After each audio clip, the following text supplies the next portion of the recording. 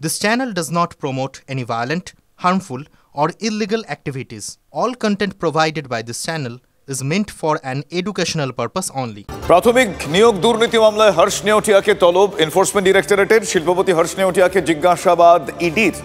পার্থ চট্টোপাধ্যায় ঘনিষ্ঠ রাজীবদের সঙ্গে যোগাযোগের তলব। আর কি জানা যাচ্ছে আমি জানবো আমার সহকর্মী সুজয় পালের কাছ থেকে। সুজয়, আর কি জানা যাচ্ছে এখনো পর্যন্ত?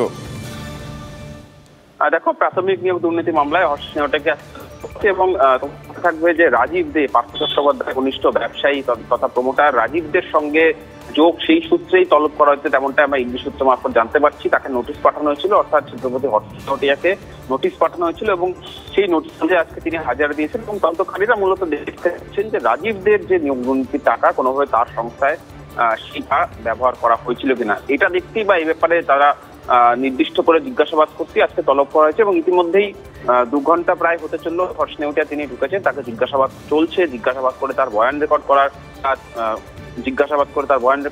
করার কাজ করছেন তদন্তকারীরা।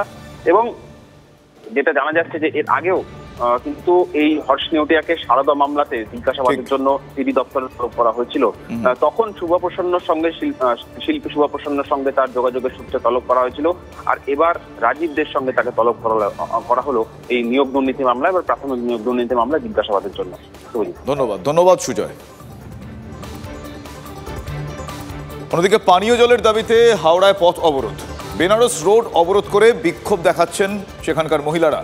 অবরোধ তুলতে পুলিশ এবং র্যাফ নামে এলাকায়, কিন্তু দীর্ঘদিন ধরে তারা পানীয় জল পাচ্ছেন না, তাই আজ তারা পথে নেমেছেন। আমার বেটা ছেলেরা বাড়িতে থাকে না, আমরা কি জল আনতে যাবো? জলটা তো সরকার থেকে দেয়, জলটা তো দেওয়া উচিত। জল নেই, কাপড় কাচবো, খাবো, রান্না করবো, তারপরে তো বাথরুম অবস্থায় জল, কিছুতেই জল নেই, সব খালি। আমার বাচ্চা নিয়ে আমার শাশুড়ি বয়স্ক, এরকম ভাবে চলতে হয়।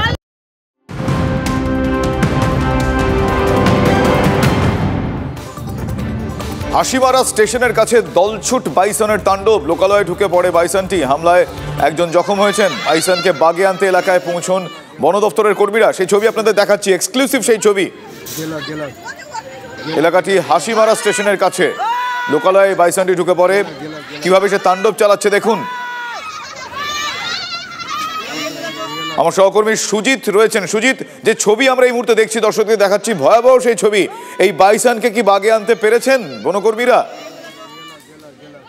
শুভজিৎ, ৬২ জলদাপাড়া জাতীয় উদ্যান থেকে যখন হাসিমারা রেল কোয়ার্টার্সের পাশে আবাসিক এলাকায় ঢুকে পড়ে, তখন স্থানীয় বাসিন্দারা নীলপাড়া রেঞ্জের বনকর্মীদের খবর পাঠায়।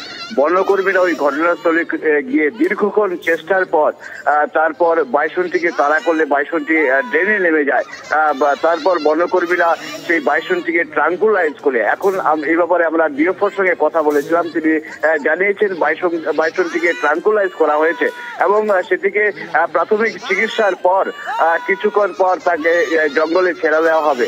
শুভজিৎ, একটা বিষয়ে স্পষ্ট লক্ষ্য করা যাচ্ছে যে জলদাপাড়া জাতীয় উদ্যানে বাইসনের সংখ্যা বৃদ্ধি পাওয়ায় বাইসন ঘন ঘন কিন্তু লোকালয়ে ঢুকে যায়। কিন্তু কেন তারা বারবার লোকালয়ে চলে আসছে, এই বিষয়টা খতিয়ে দেখার প্রয়োজনীয়তা রয়েছে।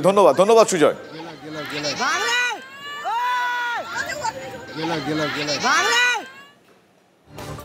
অন্যদিকে সেই হুমকি মেলের কথা নিশ্চয়ই আপনাদের মনে আছে। বোমা মেরে স্কুল উড়িয়ে দেওয়া হবে, হুমকি মেলে তাই লেখা ছিল। সেই ভুয়ো ইমেল কাণ্ডে চাঞ্চল্যকর তথ্য সামনে আসছে। স্কুলে পাঠানো এই ভুয়ো ইমেলের আইপি অ্যাড্রেস নেদারল্যান্ডসের। পুলিশ সূত্রে খবর, এটি একটি প্রক্সি আইপি। অতীতে বেঙ্গালুরু এবং চেন্নাইয়ের বিভিন্ন স্কুলেও এ ধরনের হুমকি মেল পাঠানো হয়। একই গ্যাং এ ধরনের ইমেল করেছে বলে অনুমান তদন্তকারীদের।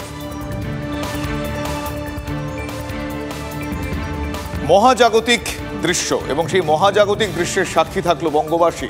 সূর্যের চারপাশে দেখা গেল বলয়। বাতাসে জলীয় বাষ্পের কারণে এই ধরনের বলয় তৈরি হতে পারে, এমনটাই বলছেন আবহবিদরা।